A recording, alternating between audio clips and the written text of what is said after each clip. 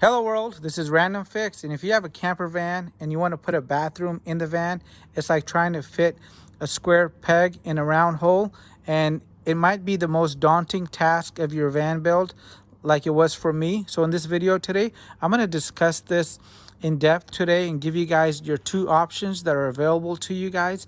I'm also going to go ahead and show you how to waterproof your van in case you guys are considering using your OE headliner, which is a great option and has a lot of benefits as well.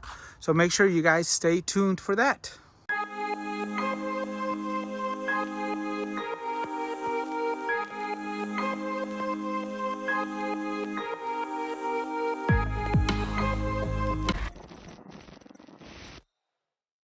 Hey everybody, welcome back to the channel. So we are in the van. The bathroom is all done. You can see it here, and it's got a fan, a light inside. I got a shower, and I got a cassette style toilet that is gonna be a little bit better in my opinion because I did not have to cut a hole, and basically it's portable and I can empty it out, which I'll show you guys in a few minutes.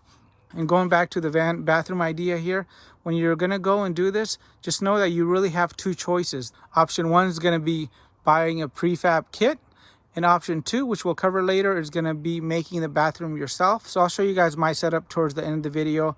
And option one is really what you should consider. So if you can find a prefab kit, please get it, guys.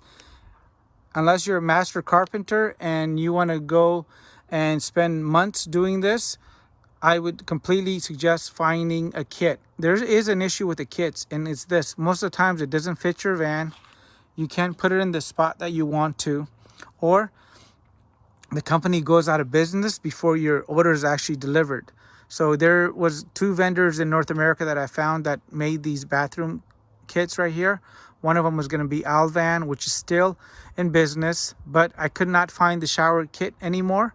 And option two was going to be another company that showed up on the market really quick, and they had these really cool kits that even worked with the factory headliner, and I was impressed. But before I got a chance to order, the company had gone out of business. I was really sad to know that I had to do this myself, and this was a lot of work. So if you guys are watching this video now, you might see some other options available. So I did find a vendor in Australia, but they wouldn't ship here. I found one in the UK, and they wouldn't ship here as well. So both of those options were basically fruitless. And if I do find any vendors available, I'll make sure to include those in the video description. And if you guys hear of a good vendor that makes a prefab kit complete with hard sidewalls, please make sure you leave it in the comment box, as it really helps everybody and saves them a bunch of time. So I'm here on a website that actually shows the three different layouts that you can normally have for a camper van, just kind of give you guys a better idea. And the three options for a bathroom inside your van are going to be the wet bath, which I have. It's a complete wet bath, and it has a toilet inside. And then we have the hidden bathroom, which I couldn't do because I have kids, and it takes too much effort putting this away. And the last option, if you have a smaller van, is not to have a bathroom at all. And there's a lot of people that feel that way, that you don't need to basically have a full-on shower and toilet inside the van. So I actually did a search, and I cannot currently find any prefab van bathrooms that come for the Sprinter. And then here comes option number two. Option two is doing this yourself. So you basically gotta go and make your own bathroom, and this could work if you go and plan out ahead of time. And for me, this is my very first time building a van, and I really struggled with this because I didn't know how to do a lot of this woodworking on the sides here. You gotta go and get the right angle, and then once you figure that out, what are you gonna do to go ahead and waterproof the inside? So that is a very tricky proposition. So I'll show you guys my setup here. So this is my setup here. I used this from an RV. It's a shower stall, and I went ahead and basically put it against the wood. So there's wood on the back side of this, and I went ahead and attached it with glue. Also, there's going to be some screws in a few of the areas. So I got a total of 7 screws, 3 down here, 4 up here, On the sides, I have this tile that goes down. Behind the tile, we have red guard. So we have that shower stall right here. And then towards the bottom, we have a shower pan. And this shower pan is a good size, and it allows me to go ahead and put my toilet in. And my connection for the water is right there. It's going to be one of those quick connectors, so I can sit there and unplug it. And once it's unplugged, it's not going to squirt any more water. And the nice thing with that is I do not have to lose an additional 4 inches of space on this side by having to worry about a water mixer. So I put that in right there. It's behind those boxes.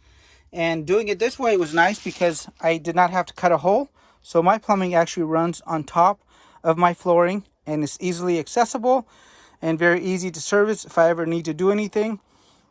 The shower pan also acts like a pathway for my diesel heater heat. And so I have a vent right there. And to keep the shower pan protected from that hot air from the diesel heater, I went ahead and put that shiny, very thick closed cell foam material underneath with the shiny side down. And that's done a great job. And the air basically comes out here with full force, which is amazing. And up top, we have 80-20 running. So there's 80-20 running up and down, side to side. And I also used 80-20 to make some hooks here. I didn't want to go into the board, so I actually used the 80-20 here. And they're really strong. You could run a clothesline from side to side there, which is really nice. There is going to be a light and a fan right there, which are operated by the middle dimmer right there. There you go. And the fan is very, very strong.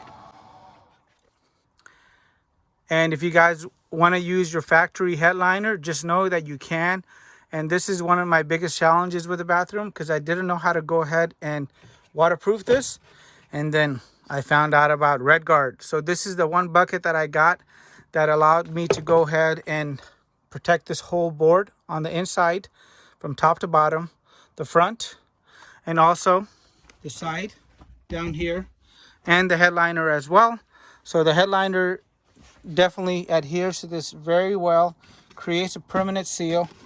And I want to show you guys how this stuff actually works. So I put it on about 4 coats of this, and this will just grab fabric, wood, and you really have to go and try to break the seal.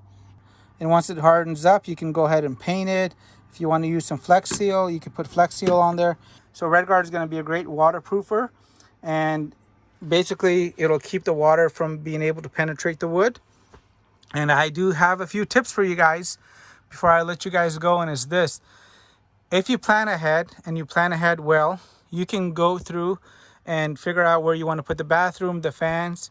And before you remove the headliner, I would go ahead and make my hole for the fan and also the bathroom fan, and go up top and grab a Sharpie and circle the area where I need to go and make that hole for those areas. Because later on, once you take the headliners off, in case you do go this route, just know that you're going to know exactly where to cut, and you're going to get a perfect measurement. I did not do this, so I really had to spend a few hours trying to figure out exactly where I needed to go. And if I went 1 inch too far, I would have had an issue. That is going to be my tip for you guys.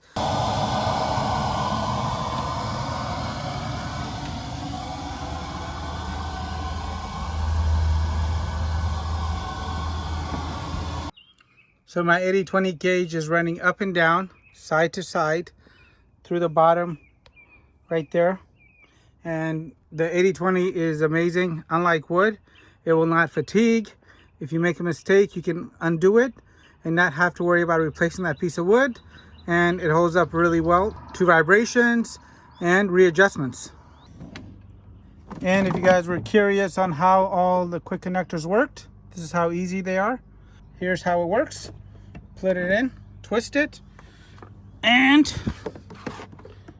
now we got nice clean water. Easy.